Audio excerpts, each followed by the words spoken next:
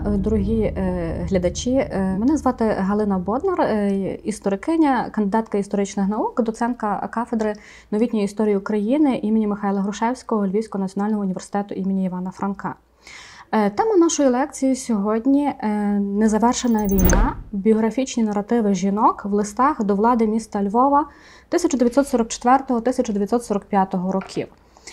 Тема, яка не є так основною в моїй науковій роботі, але тема Львова, радянського Львова і повоєнних років, до якої я час до часу повертаюся в силу документів, архівних матеріалів, з якими працюю і які мене, власне, десь так ведуть до цієї теми. Мова буде йти про Львів 44-45 року. Вигнання німецьких військ з України розпочате в 1943 році і завершене восени 1944 року не було ще завершенням війни для пересічного мешканця. Потрібно говорити про різний час входження в війну, але також різний час цього виходу людини з війни. І українська дослідниця Олена Стяжкіна в недавній своїй праці «Рокада. 4 нариси з історії Другої світової війни» дуже влучно підмітила про, власне, оцей вихід такої непримітної людини з Другої світової війни. Власне, про такий один з виходів, а радше не виходів з Другої світової війни, будемо говорити сьогодні на прикладі біографічних текстів жінок, які писали свої листи до влади міста Львова в зазначені роки. Власне, тут буде йтися і про оцей дозвіл, а радше в тих випадках, про які буду говорити, не дозвіл, заборону повернення з евакуації, а також не відбудову, але віднайдення, пошук своєї домівки, своєї власної домівки у Львові. Якщо говорити про Львів 44-45 років, то фактично з відновленням радянської влади в липні 44-го року до міста хлинула така хвиля мігрантів з східних регіонів. Це були вихідці з Росії, східних, південних областей України. Це були також вихідці з інших республік Радянського Союзу. Люди різної національності, росіяни, українці, євреї, котрі поряд з поодинокими вцілілими з єврейської громади Львова, а також ще не депортованою масою польського населення Львова. Поодинокі були вихідці з західноукраїнських сіл українці. Всі вони творили оце повоєнне суспільство Львова того часу. Вихідці з східних регіонів, вони, як правило, переїжджали спершу самі, вони поселялися тут у Львові, працювали, далі вони перевозили свої родини згодом. І треба сказати, що Львів був такий благодатним для цього, тому що лише, як говорить офіційна статистика, лише 15% житлового фонду, як пишуть архівні матеріали, було зруйновано в часі війни. Помешкання заселяли в дуже різний спосіб, як правило, заселяли самовільно спершу, далі вони отримували ордер на житло, що було підставою правомірного заселення тих помешкань, підселяли до поляків, які незадовго виїжджали, але не завжди ті мешканці, які жили з поляками, були підселені, вони пізніше були власниками того житла, тому що дуже часто з депортацією поляків відбувалося таке виселення і їхніх співмешканців, а на ті помешкання приходив хтось інший. Львів'яни тимчасово також розміщували в себе військовослужбовців, які потім рухалися з фронтом на захід. Власне, повоєнне заселення Львова нам десь частково привідкривають опубліковані спогади, поодинокі опубліковані спогади, а також усна історія, її теж є небагато. Один з проєктів усної історії, який був реалізований, один з перших, наскільки я знаю, в Центрі міської історії, в якому ми знаходимося, це був проєкт запису мешканців вулиці Богомольця. Проект називався «Історія однієї вулиці». І до вашої уваги, для того, щоб побачити, якими різними були ці мешканці однієї вулиці в той час, ми, наприклад, дізнаємося з тих спогадів мешканки, яку ми записали в будинку номер 10 по вулиці Богомольця, те, що багато кращих помешкань на другому і третьому поверхах з боку центрального входу в ті помешкання, а загалом навіть деякі будинки, цілі будинки в центральній частині Львова і тих ближчих вулицях до центру, вони були пусті. Пусті в 44-му році з моментом вступу радянських військ. І от в тих спогадах дівчинки, 6-річної дівчинки, як виглядав цей будинок для неї, так, в цей такий переламний момент. Ті, хто залишалися в тих будівлях, в гірших помешканнях, вони не ризикували переходити в ті кращі квартири, тому що розуміли, так, що вони там довго не втримаються. Інший будинок на вулиці Богомольця, 15-й номер, два дуже різні спогади жителів, які фактично в один час в'їхали в цей будинок і проживали разом. Це є корінний львів'янин, народжений у Львові в 31-му році, і ви бачите також на екрані фрагмент спогадів, я не буду зачитувати цілий, але дуже добре помешкання на вулиці Малецького тогочасно, зараз це і Григоровича, це і паралельна вулиця Академічній. Тоді в 45-му році він згадує, що люди мали великі шанси швидше виїхати на схід з тих кращих помешкань, це було 5 кімнат, а ми переїхали, щоб спокійно в тихе місце на Богомольця 15, щоб нас ніхто не бачив, ніхто не чув, тому що батько мій був адвокат до війни і під час окупації теж. І інший спогад уродженки Росії 30-го року, яка невісткою прийшла в цей будинок, і згадує про момент заселення своєї квартири родиною чоловіка. Я, чесно кажучи, десь тоді, от ви бачите, у 2008 році для себе навіть відкрила ту тему, так, от повторного заселення помешкань, які вже були заселені вихідцями зі Сходу, східних регіонів в 39-41 роках. Поряд з, як я вже говорила, такими фрагментарними, направду, якимись такими дуже спорадичними спогадами, ми маємо величезний пласт архівних матеріалів, так, це і архів. А радянські матеріали, хто з ними працює, то розуміє, що це такий неохопний масив документів, офіційних, це є постанови, протоколи, стенограми, дуже багато статистичних різних звітів. І, власне, оце повоєнне заселення Львова, воно теж десь постає як такий, знаєте, потік мігрантів, так, в якихось певних таких кількісних параметрах, з переміщення кадрів, так, з зазначенням, звичайно, національності того, хто приїжджав, часу і так далі. І далі теж винесла на екран, от до прикладу, що нам дає радянська статистика. В 1948 році у Львові було 9,5 тисяч житлових будинків, 6 бараків, 295 нежитлових будинків. І як ми далі бачимо по характеристиці, більшість мали електричне освітлення, 98%. Більшість мали водопровід, каналізацію, третина мала підведений газ. Так, навіть там 4 з лишнім відсотки мали центральне опалення, так, на 48 рік. Але коли ми працюємо з матеріалами того часу, навіть тими самими архівними, що ми бачимо, що були введені ліміти на користування газом. Було заборонено самовільно під'єднуватися до газових мереж. Не дозволяли обігрівати помешкання різними там залізними печами і загалом печами як такими, тому що була можливість от вибуху як такого, так, і через цю загрозу от ті ліміти, вони фактично давали можливості нормально влаштовувати той свій побут, так, в тих помешканнях, загалом непогано, які виглядали в тій статистиці, і так зовні виглядали. І от такий момент, що в грудні 1944 року високу смертність дітей від пневмонії віком до 1 року, це 70% усіх таких смертей, пояснювали саме необігрітими квартирами. Втім, якби здавалося, так, ті офіційні радянські документи, в них можна знайти і певну цікавинку, так, і вона є. І, до прикладу, серед матеріалів Львівської міської ради, про яку ми будемо говорити, про ці матеріали будемо сьогодні говорити, другої половини 40-х років, якісно вирізняються і привернули увагу не одного дослідника, листи з проханнями про дозвіл на повернення до Львова, на в'їзд до Львова, які, щоправда, ще дотепер не введені в науковий обіг. Вони якби лежать такими справами, я думаю, що дослідники всі їх знають, зверталися, вони цікаві для читання, але вони ще, на жаль, не є опрацьовані. Ці матеріали дозволяють, власне, відчути, як на мене, переселення до Львова в 44-45 роках зі середини. Побути десь на місці того чи іншого прохача і прохачки. Вони сповнені життєвих історій нових, якщо так можна назвати, так, мігрантів, які переїжджали до Львова, але також і тих старих, які тут вже жили в 39-41 роках. Ці тексти містять відомості про те, хто і коли переїхав до Львова, чи не мав такої можливості зробити.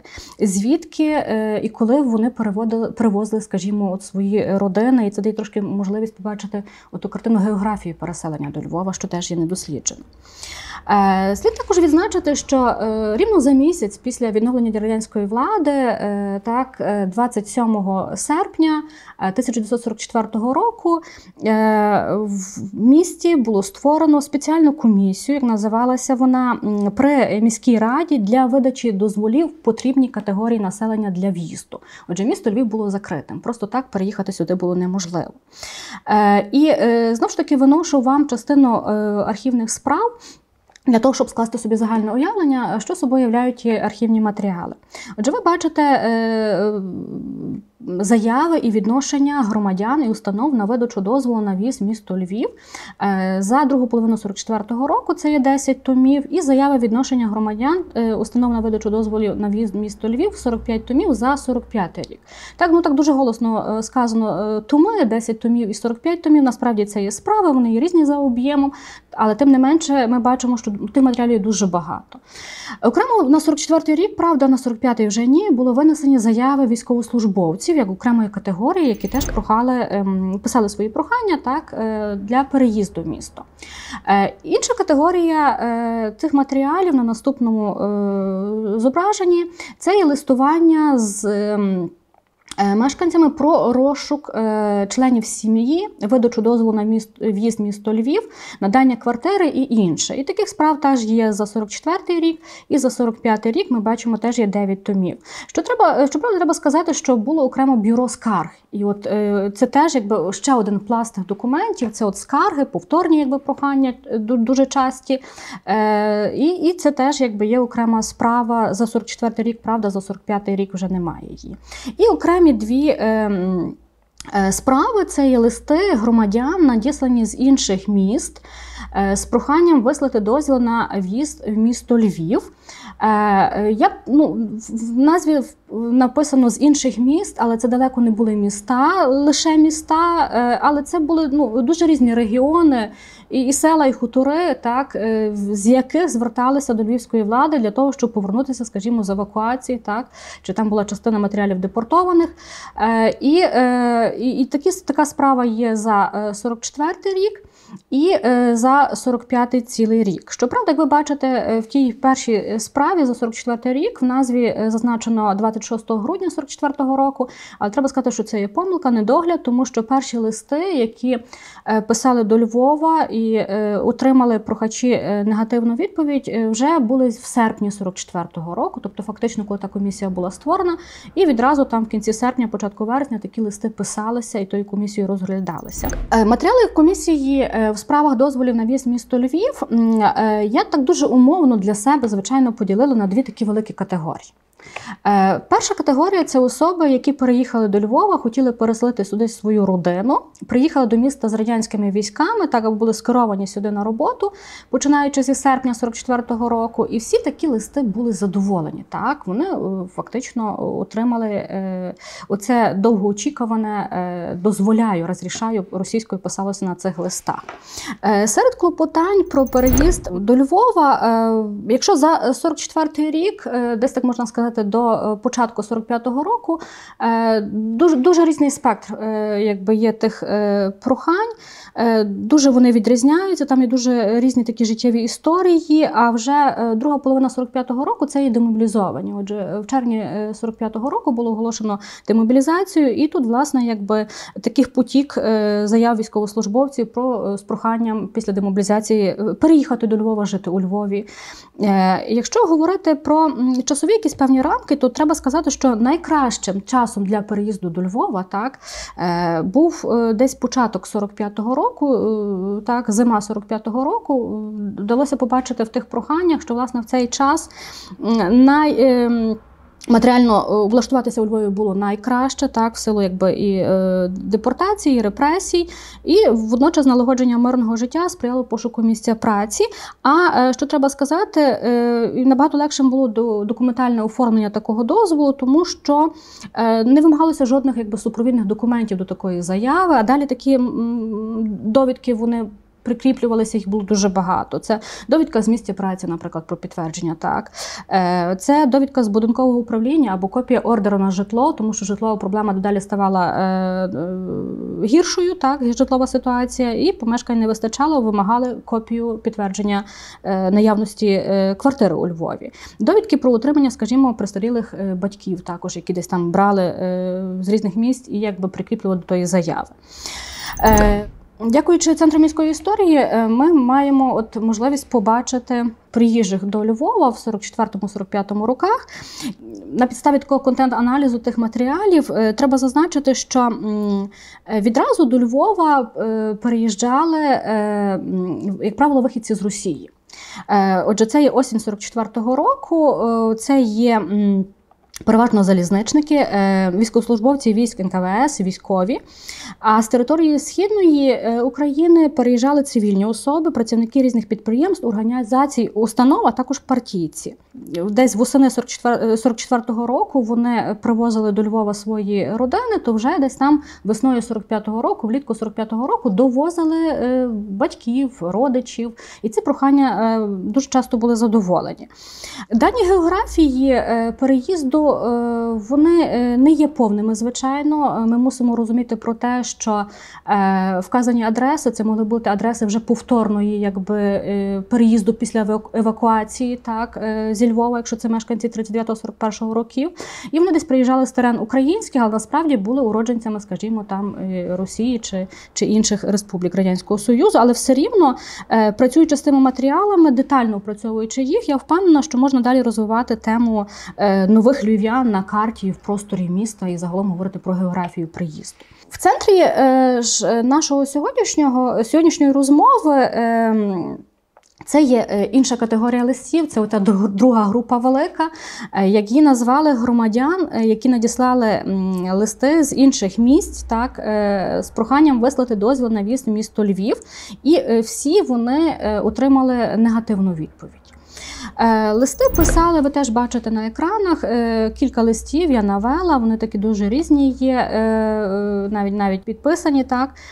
Листи писали з різних куточків Росії, України, інших республік Радянського Союзу. Листи адресували на комісію при Львівській міській раді, але також на київські всесоюзні відомства. Їх писали до голови виконкому Львівської міської ради, але також на ім'я, скажімо, Микити Хрущова, тоді голови РНК УРСР. Хоча, як я вже говорила, датування стоїть груднем, але це є, можна говорити цілком про розкриття теми осені 44-го року. Я для себе, знову ж таки, умовно, ви це бачите на екранах, виділила таких 5 груп.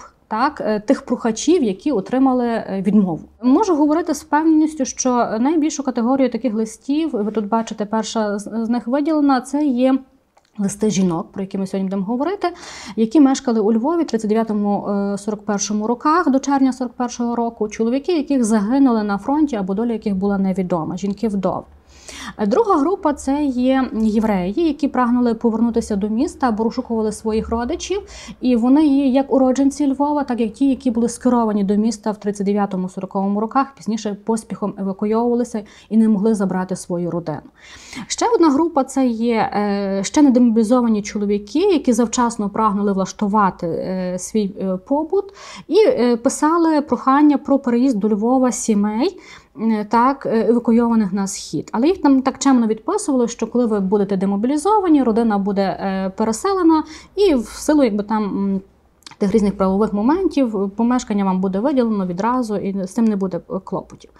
Ще одна група дуже цікава, і вона якби так притягує до себе, я думаю, до неї ще буду повертатися.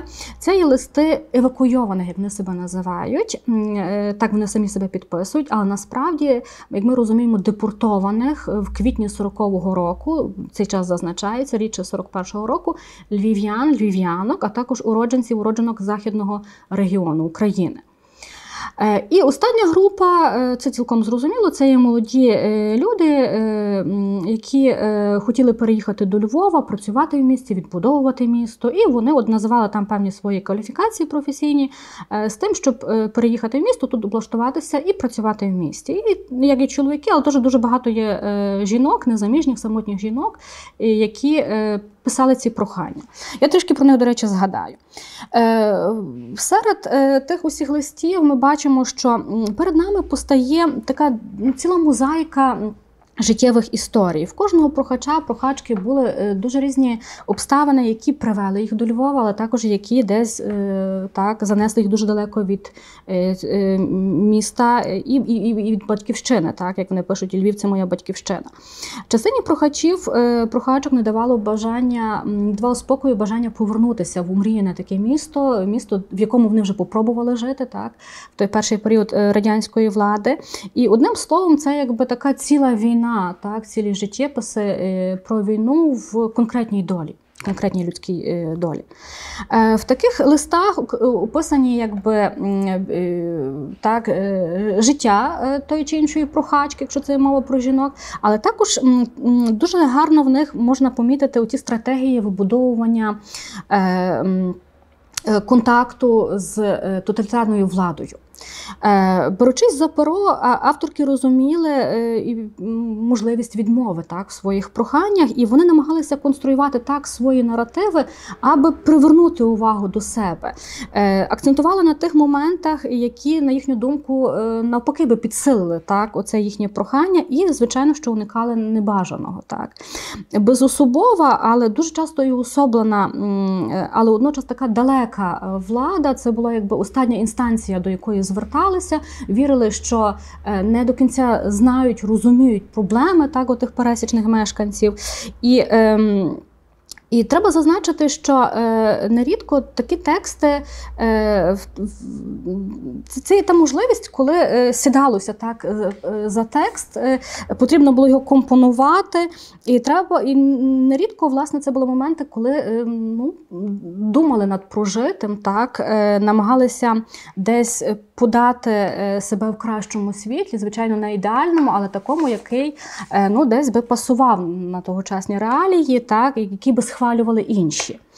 Ті, хто не вписувалися в радянські норми, негативно десь сприймалися владою, займали нижчі позиції в тогочасному суспільстві, тобто програвали, вони в тих наративах виступали навпаки такими дуже діяльними, активними акторками і акторами.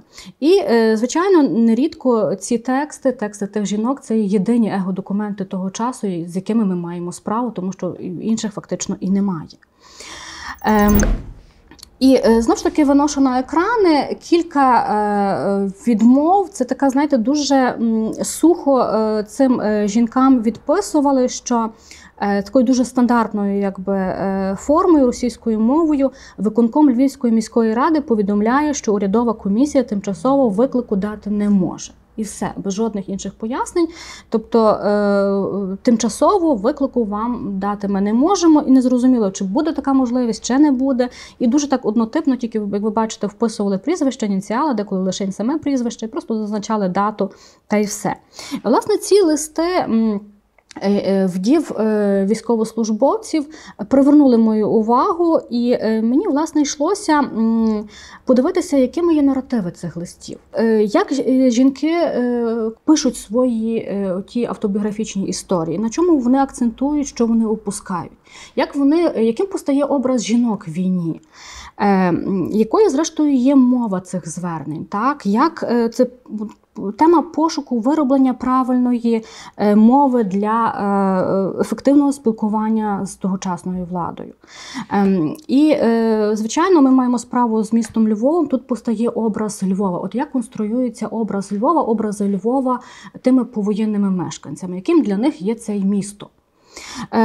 Відразу хочу зазначити, що я не ставила перед собою десь за мету створити таку, знаєте, всеосяжну картину, купити все. Мені йшлося, власне, показати ті джерела, показати голоси тих жінок і показати те, що з ними можна працювати і потрібно їх піднімати.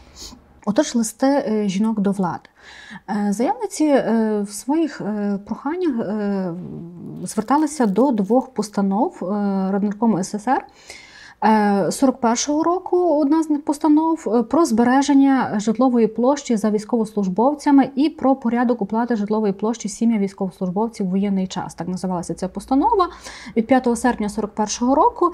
В ній, власне, гарантувалося, що на час війни за всіма, хто служив війську на флоті, військах НКВС, зберігалося їхнє житло, і так, в повоєнний час вони зможуть гарантовано переїхати в свої помешкання, в тому числі ті помешкання, які вони займали у Львові в 39-41 роках. Інша постанова від 28 квітня 43-го року про забезпечення сімей генералів і осіб старшого керівного складу Червоної армії, померлих, загиблих в боях і безвісти пропалих на фронті. І, власне, ця постанова гарантувала вдовам генералів, як ви бачите в назві, осіб старшого керівного складу Червоної армії їхнє житло довоєнне. Постанові, зокрема, йшлося про те, що вони мають можливість повернутися після звільнення території від німецьких військ в свої помешкання, або можуть обрати інше житло, скажімо, під час ще тої німецької присутності, так, в доступних місцях. І за цією другою постановою, як ви бачите, дуже багато вдів військовослужбовців, власне, були позбавлені цього права повернутися до Львова на місця свого колишнього проживання в 39-41 роках, тому що вони, власне, не належали до тої категорії, так, прописаної в цій постанові. Тим не менше, ті, хто зверталися до львівської влади і отримали свої негативні, так, відповіді на свої прохання, це є дружини оцього осіб старшого керівного складу, але які десь писали про трохи інший спосіб повернення, скажімо, до Львова чи в Західну Україну. І, до прикладу, на екран вам вивела теж цитату з листа жінки, яка пише, що сім'ям старшого командного складу і іншим загиблим на фронті вітчизняної війни надається право на в'їзд у всі міста Радянського Союзу з виділенням їм житлової площі і роботи. Насправді про роботу не йшлося в цій постанові, але вона не хоче повертатися в Раву-Руську, звідки вона була евакуйована в червні 41-го року, а прагне повернутися до Львова і мотивує це тим, що у Львові діти, які закінчують середню школу, мають можливість безпосередньо вчитися в місті, здобувати вищу освіту. І в кінці є такий от пасаж такого прорадянського відступу. Сама я член партії з 29-го року, працюю медсестрою в дитячій лікарні і переконливо прошу вашого задоволення мого прохання. Тому насправді жінки писали про трохи інше, так, от можливість повернути своє житло, аніж вони мали гарантоване тогочасним тим законодавством. Різниця також і характер заяви їхніх відмов в силу 44-го року написання чи, скажімо, 45-го року. Тому що вже в 45-му році дуже часто, і ви теж бачите на екранах, в цій відмові йшлося про те, що не можуть дати виклику в силу того, що бракує житла в місті. І я винесла теж на екран цитату жінки, яка десь прогавила свій шанс повернутися до Львова, тому що була скерована сюди восени 44-го року на роботу. Вона проміняла, так скажімо, Львів на Ізмаїл, переїхала туди, але далі хоче переїхати до Львова, повернутися до Львова, і вона дуже так наглядно конструює цей свій наратив жінки, яка жила в часі німецької окупації, вона не була евакуйована, і вона тут, власне, пише про те, що не могла виїхати, так як вдома всі хворіли тифом, при німцях я ніде не працювала, я жила в районі, ховалася, так як в Сумах в поліції було на обліку як сім'я НКВС, чоловік там працював. І далі, як ми бачимо, коли вступили німецькі війська 3 вересня 43-го року, буквально за тиждень часу вона вже повернулася до Сум, і за 10 днів після цього вона вже працювала фактично на відновленні міста. Жінкам, треба зазначити, відмовляли незалежно від статусу і місця праці. Ми досить часто в тих текстах бачимо, що, наприклад, вдова начальника відділу контррозвідки СМЕРШ, яка працювала на відповідальних посадах, наприклад, інспекторкою обласного відділу з державного забезпечення сімей військовослужбовців, військовослужбовців в місті Чкалов, тепер це Оренбург, Росія, отримала таку відмову. Отримала відмову жінка, вдова, яка працювала в структурах НКДБ, міста Дзержинськ, тепер Торецьк Донецької області. Жінкам також відмовляли, не зважаючи на зміст тих текстів, тих клопотань, тому що, наприклад, в одному з них, теж ви бачите на екранах, йшлося про те, що жінка вийшла заміж в 40-му році, поїхала за місцем праці свого чоловіка військового і тепер от розшукує у Львові матір і сина і намагається якби з'ясувати, що з ними, але не може отримати жодної якби інформації, тому прагне, як вона пише, сама хочу приїхати і шляхом розпитування сусідів і знайомих дізнатися, що сталося з моєю сім'єю, з матір'ю і сином. Вдови в цих наративах, звичайно, перше, про що йшлося, те, що у Львові є їхнє помешкання, яке їм належиться, вони вважають. І у Львові залишили вони всі свої речі, все майно, так, при швидкій евакуації є тут, і вони прагнуть повернути його. Інший момент, який є обов'язково присутній в тих всіх текстах, це є розповіді про чоловіків. Чоловіки, які загинули або воюють на благо держави, і це є творення такого, знаєте, образу активної участі в переможній боротьбі з ворогом. Детальними і дуже щирими є листи жінок, які почувалися покинутими і безпорадними. Вони так дуже наївно писали про те, що у Львові є їхнє майно. В одному з листів, як на мене, є такий дуже показовий, жінка пише так дуже просто, дуже часто повторюючись про те, що в місті залишилися речі, які вона десь закопала. Так? Я думаю, що вони цілі, бо вони добре закопані. І це добре закопання є підкреслено іншим чорнилом людиною, яка читала. Так? Хоча, попри складне матеріальне становище, цей лист рекомендований. Так? І от ми, наскільки бачимо вагомість того листа, що жінка от таким способом намагалася, щоб той лист таки дійшов до адресата і був почутий. З текстів листів ми також виносимо для себе те, що жінки десь у тих старших керівних чинів військових, вони десь менше дбали про свій побут, про своє повсякденне облаштування, десь, може, звикли так, до такого якби усталеного способу життя, це їх не хвилювало, тому що в частині листів, і знову ж таки винесла одну з цитат, таку, як на мене, показову, жінка, яка просить повернення до Львова не сама, матір двох дітей, а з своєю родичкою, яка фактично опікувалася усім її господарством, опікувалася родиною. Війна змусила, звичайно, жінку брати нові обов'язки на себе. І в одному з листів ми бачимо наступне. От в текст, що після того, як чоловік загинув, стала на його місце і до сих пір перебуває в лавах Червоної армії. Скоро демобілізуюся. От, чи безпосередньо, чи, звичайно, образно, я думаю, що образно, жінка, яка от взяла тягар фактично чоловіка на себе. Але в загальній своїй масі, звичайно, в тих текстах домінує дискурс матері, яка виховує дітей, діти, які втратили годувальника, жінка, яка взяла на себе цю роль, жінки, яка відповідає за виховання своїх дітей і намагається дати їм так краще життя. Серед оцієї такого потоку одних негативних відповідей, цих постійних відмов, привертає увагу лист однієї з жінок. Як вона пише, вдови за відділу агітації пропаганди Львівської міської ради майора, яка отримала кілька відмов в переїзді, але які її не зупинили. Вона зверталася в листах таке враження до всіх, до кого тільки можна було. Так? Від голови Раднаркому РСР Микити Хрущова до керівниці відділу скарг виконкому Львівської міської ради. І таки, щоправда, домоглася позитивного вирішення свого прохання. І тут ви також бачите наведений лист, де написано це довгоочікуване «дозволяю». Жінка А в цій цитаті, яка теж винесена на екрани, вона звертається до одного чиновника, пише про те, що не отримала підтвердження свого прохання, про іншого львівського чиновника, голови міської ради, прізвище якого вона дізналася якось випадково, якимись способами шукала.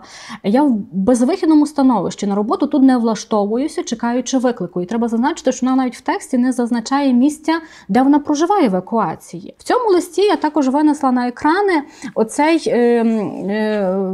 частинку тексту, де є образ чоловіка, який загинув на благо держави, на благо народу.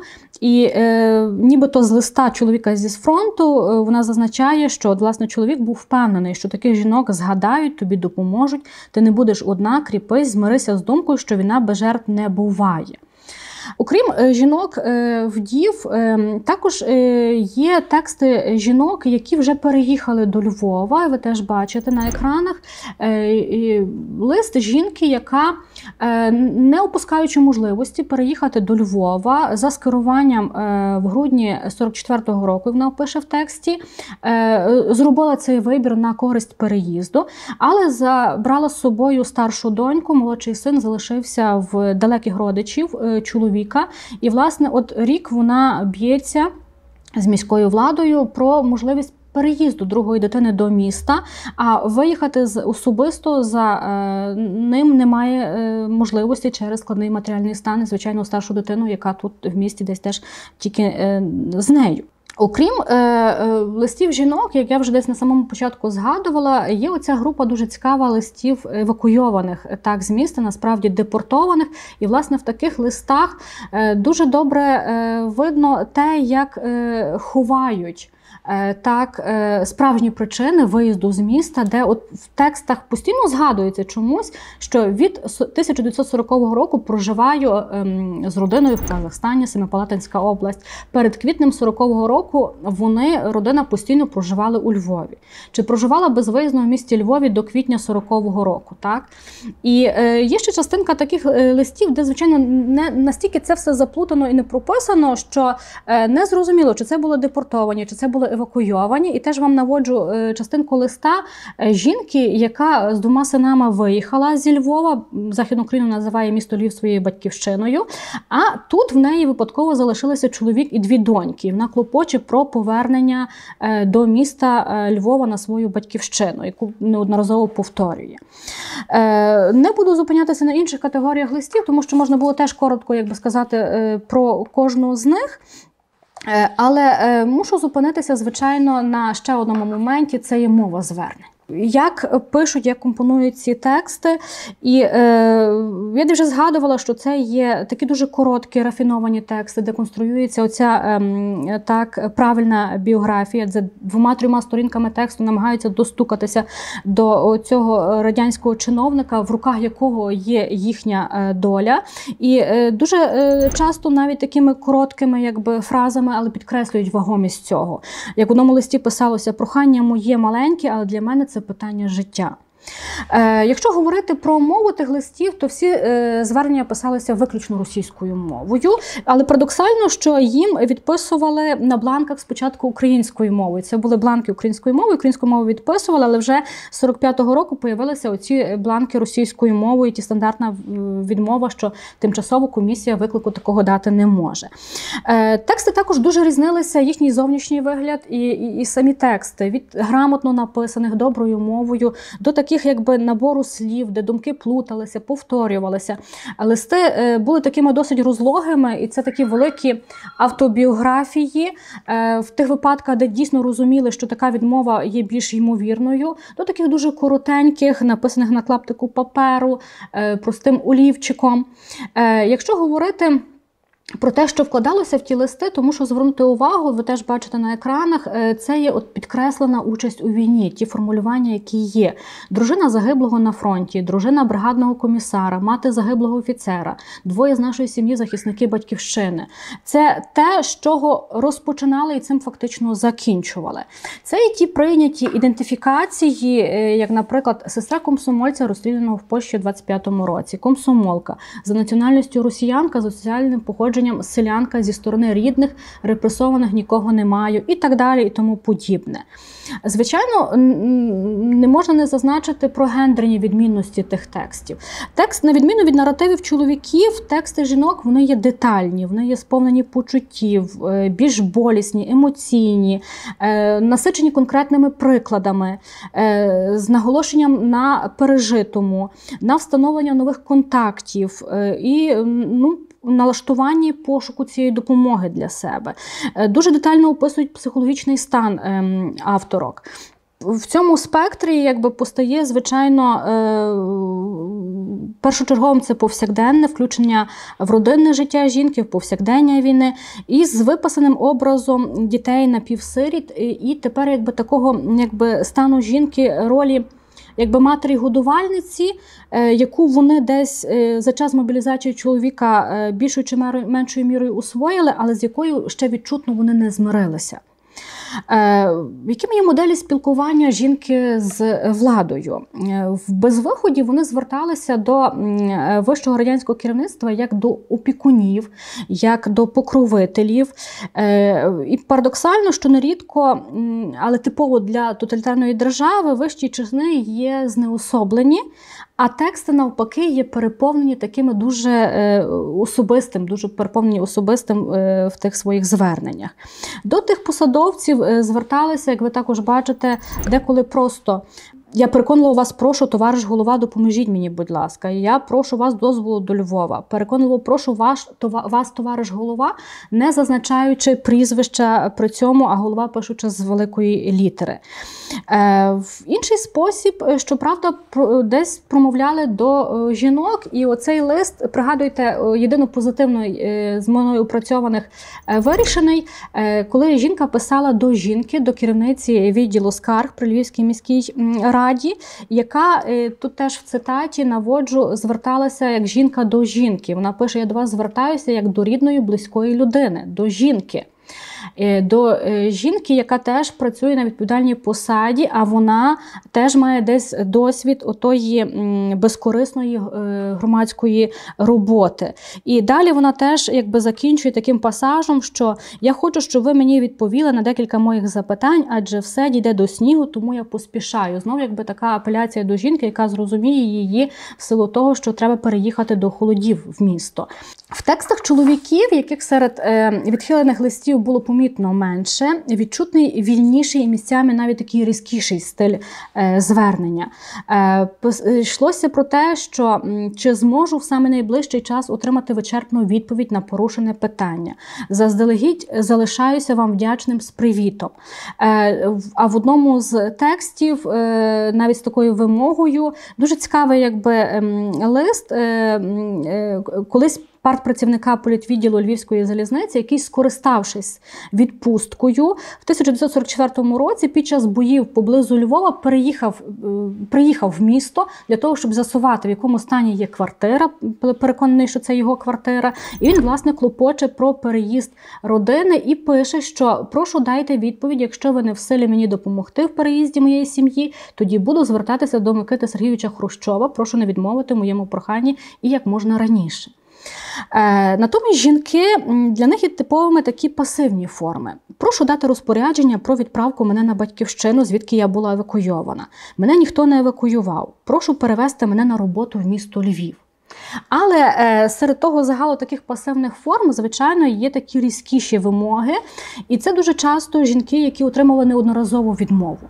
Жінки, які обіймали певні посади і мали досвід отої керівної роботи. І знову ж таки наводжу приклад листа жінки, яка пише про те, що вона у Львові працювала на заводі номер 3 начальником цеху, не зазначено, правда, чіткого заводу. Я неодноразово просила, щоб мені дозволили переїзд, але ні однієї відповіді не отримала. Я сама депутатом обиралася і балотувалася по 2 округах і хочу продовжувати працювати і допомагати своїм виборцям. Так? І от, власне, така кінцівка теж з комсомольським привітом і ім'я, прізвище, що типово, власне, для чоловіків, але взагалі не типово для жінок. І ще один лист. Це лист жінки, яка чомусь звернулася от дивно до Народного комісара закордонних справ В'ячеслава Молотова з вельми важливим життєвим питанням, якому ви повинні мені допомогти. Жінка наголошує, ви повинні мені допомогти. І вона теж розпочинає таким дуже загальним, що пишу, тому що війна закінчилася повним розгромом фашистських загарбників, очевидно. Я думаю, що тепер можна трохи подумати про благоустрій нашої країни і народу. І вирішила звернутися до вас з дуже важливим життєвим питанням, якому ви повинні мені допомогти. Ви є нашим урядом з повним справедливості і мудрості. І моє прохання полягає ось в чому, і далі розкриває зміст того свого прохання, якби апелюючи до того, куди можна повернутися, але насправді хоче повернутися до Львова. Якими постають образи міста в цих текстах? Звичайно, перше, що впадає в вічі, це є місто Львів, як таке, де є власне житло. І ви теж бачите на екрані ті коментарі щодо залишеного помешкання. Квартира і майно залишилися у Львові. Моя квартира і майно. Моєї квартири і залишеного майна. Моя квартира вільна, є меблі. Так, от уявлення про те, що там є моє постійне місце проживання і там є моя квартира. Дуже часто є наголошення на тому, що Львів – це є місто. От постійно, коли писали Львів, то писали місто, російською навіть скорочено город Львів.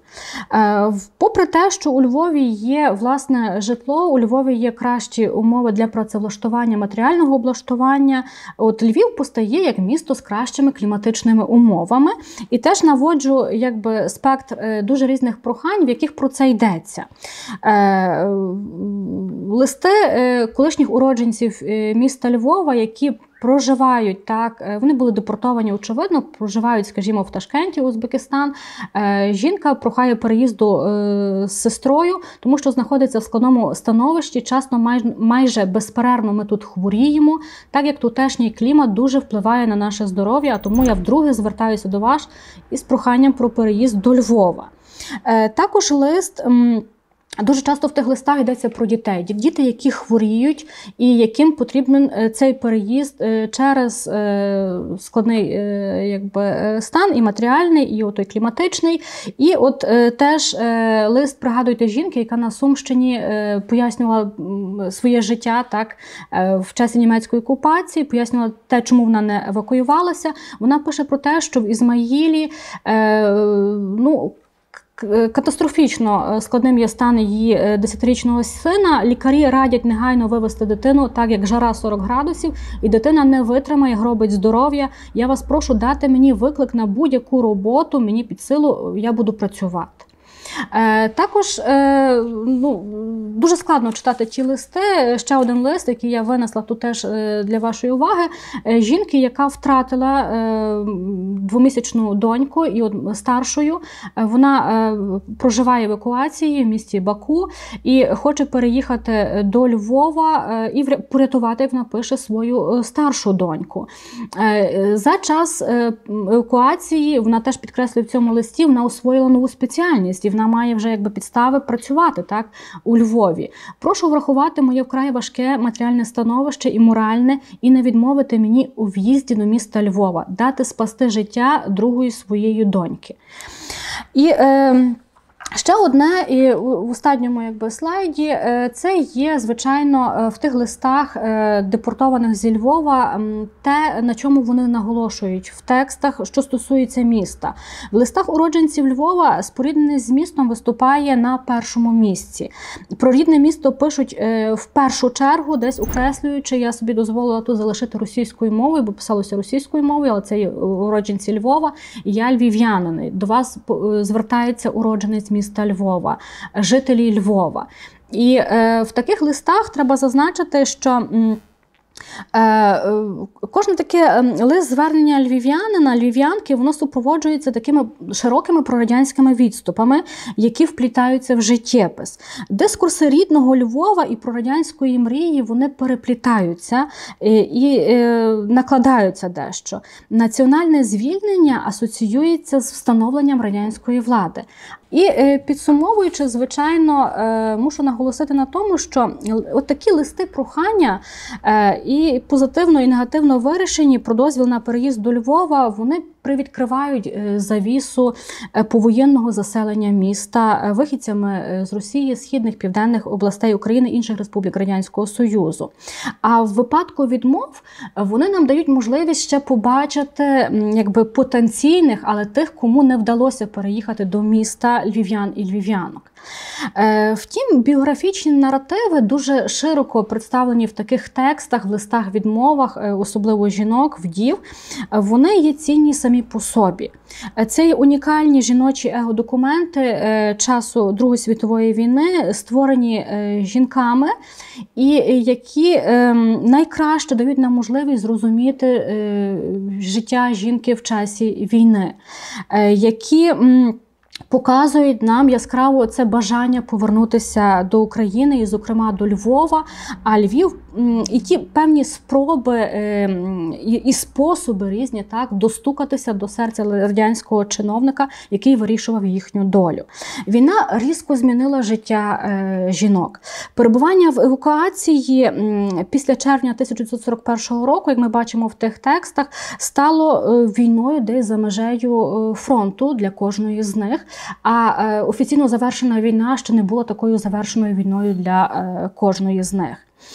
Жінка відтепер була головою родини, дбала про її повсякденне облаштування, і жінка змирилася десь зі смертю чоловіка на фронті, але однак не хотіла миритися з таким різким падінням в цій соціальній драбині повоєнного суспільства. Жінка хапалася за те, що в неї ще єдине залишилося, це залишилося її, і вона вважала, власне помешкання у Львові.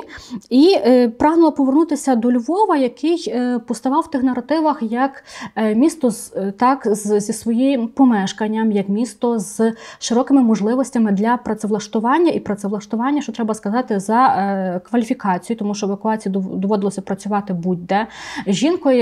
Місто, яке дасть можливість налагодити життя і дати освіту своїм дітям. Так? Місто, зрештою, звільнене, на яке вони тепер мають право повернутися через таку можливість. Біографічні наративи також яскраво ілюструють опанування жінкою радянської мови. І їх спроби ще до створення офіційного наративу Великої Вітчизняної війни навмання десь конструювати свій образ жінки у війні, жінки як жертви, але також як і жінки як борчині, як такої діяльної жінки. І, власне, оці тексти листів нам це яскраво засвідчують. Дякую вам за увагу і думаю, буду мати можливість далі ще продовжити розмову по цій темі. Маю надію послухати ваші запитання і далі десь, звичайно, продовжувати цю тему і її вдосконалювати.